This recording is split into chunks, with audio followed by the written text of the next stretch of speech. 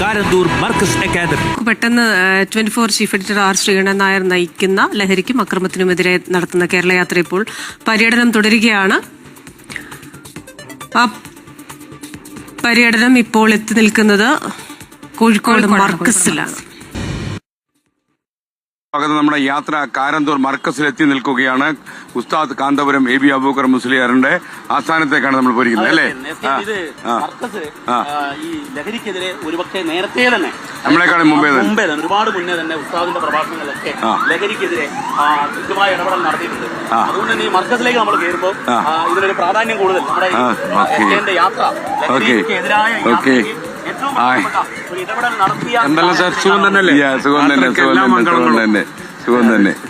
ഇത് ഹാഷ്മി റഫ്സഞ്ചാനി. അപ്പൊ നിങ്ങളെ കാണാൻ പറ്റിയതിൽ വളരെ സന്തോഷം. വിജയകുമാർ സാർ ഇല്ല ഇന്ന് കൂടെ, പിന്നെ വിമൻസ് ഈവനിങ് നടക്കണായതുകൊണ്ട് എനിക്ക് തോന്നുന്നത് കൂടുതൽ ആളുകൾ അവിടെ ആയിരിക്കുന്നതാണ്. കാരണം 24 ഒരുപാട് കാണുന്ന ഒരു സ്ഥലമായിരുന്നു എനിക്ക്.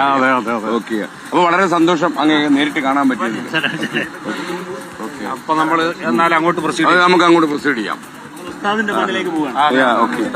അപ്പൊ ഏത് ലഹരി വസ്തു നിഷിദ്ധമാണ്?